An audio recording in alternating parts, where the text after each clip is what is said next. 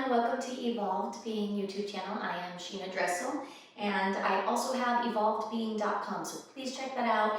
Currently, I am finishing up a series on debuggers is what I'm calling them, which is just simply those programs in the system that need to be worked out.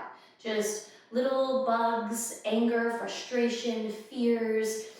We've talked about tools to release these things. We've talked about meditation. We've talked a little bit about affirmations. We've talked about tension and release. We've talked a lot about breathing. So that's kind of how we're getting through this stuff. This is Gaia. If you haven't seen the episodes before, she's still learning about her role in all this, but she's doing really good. So today is our last episode of this series. I am changing up the way I'm going to be working with my channel. I'm not sure exactly what that's going to look like, but I was doing these 10 episode series. It was just like I was having a hard time kind of getting to the 10 episodes and the time frame that I was looking at. So I'm going to change it up so I feel a little bit less constrained in it. But either way, it'll be me and probably Gaia, and just talking about tools for just transcending some of those limitations that we have within us, as well as stuff that's influenced through my own studies in life coaching and hypnotherapy, yoga, definitely more yoga videos. I have been asked to do more yoga videos, so I will work on that. And also, I am now teaching virtual yoga classes every Tuesday and Friday mornings at 9 a.m. Please check those out. You just need to sign up on Zoom, a nice device. I send you all of the information to get you set up really good. It's $12, and that's cheaper than martini. So it's 45 minutes. Sometimes you have 2 martinis in 45 minutes. You only have to pay $12 once for this one. So yeah, check it out. I really want to build those classes, so I'd appreciate that greatly.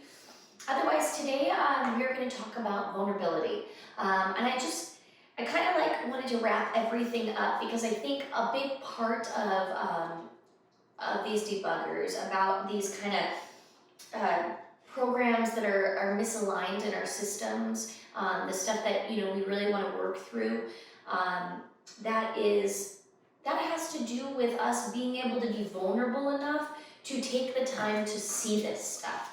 And I think that's huge. If we're not self-reflecting, if we're not taking the time, and I think I've said many, many times, it's setting the intention in the morning, it's continuing it throughout the day, it's sitting at the end of the night and reflecting, it's all of that. We have to do all of that.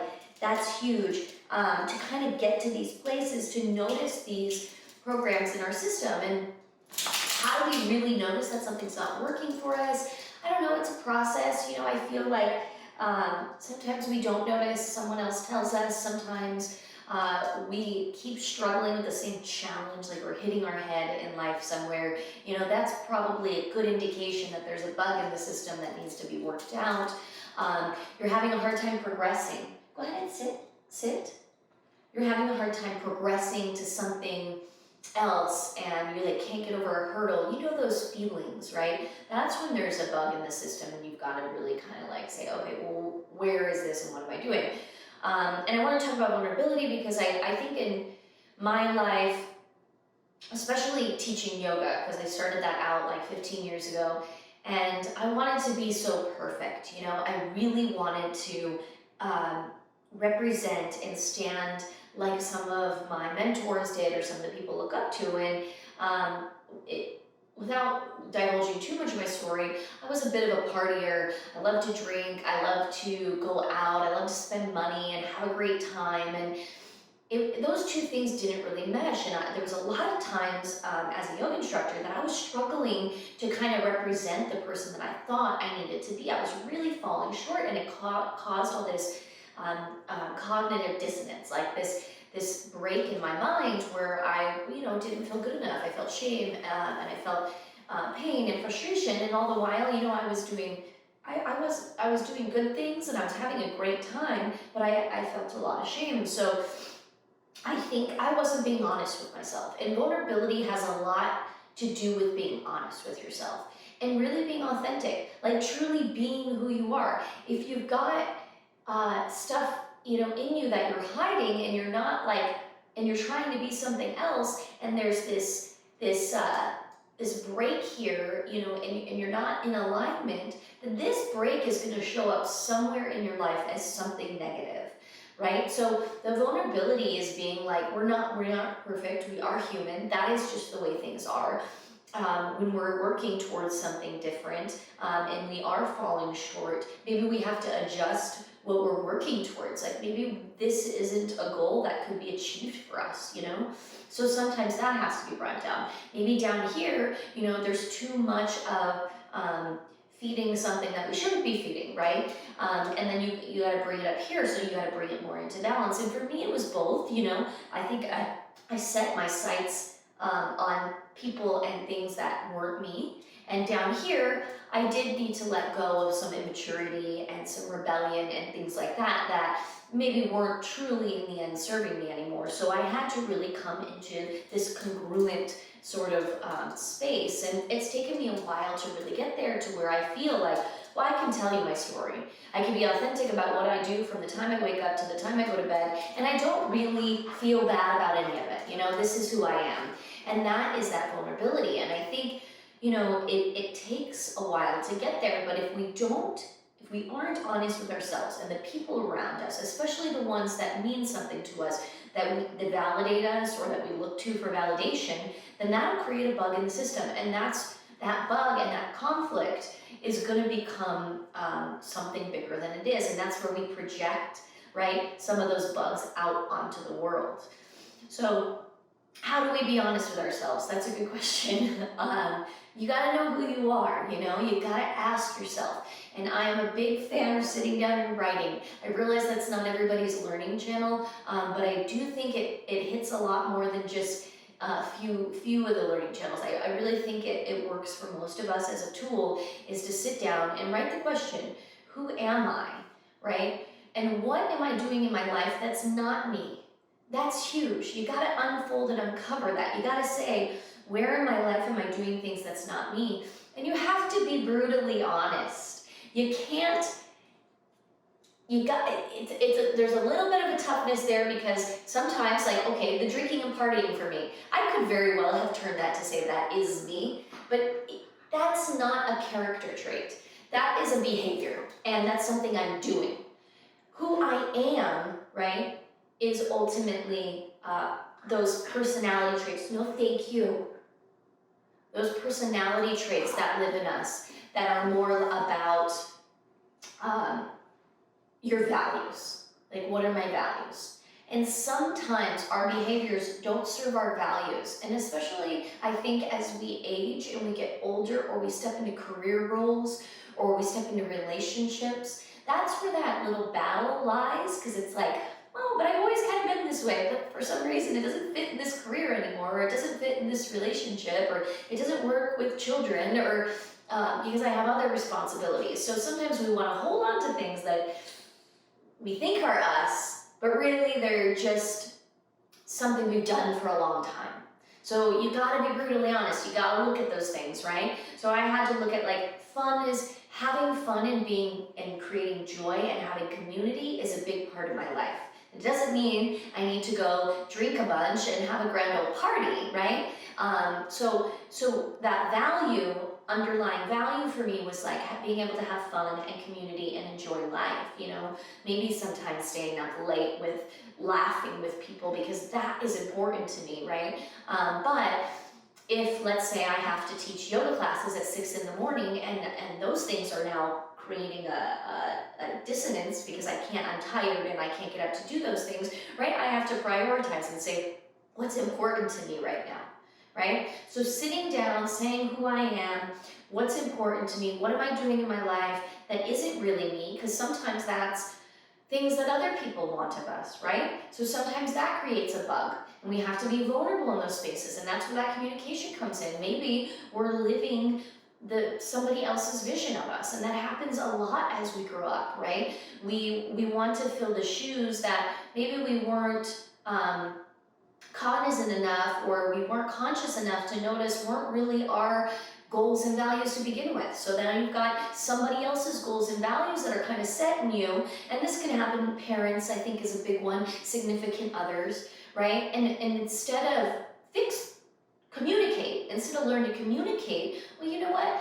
I don't know that this is really me, you know, like I know this is maybe something that we started together or that I showed you, but maybe I was just trying to impress you or create validation, but truthfully, it's not my truth, you know, like this thing or this behavior or this you know, hobby or concept or whatever it is, you know, that may be not me, and finding that communication with us to be able to step up and say that from a place of authenticity and love and compassion, right? Those people will receive that properly. And if they don't, then we do have a whole other bug that's got to work through, right? We have to look at, you know, what are our priorities, and where, you know, where am I giving too much or not enough or things like that. So these vulnerability sort of spaces, they do put us in sticky situations sometimes.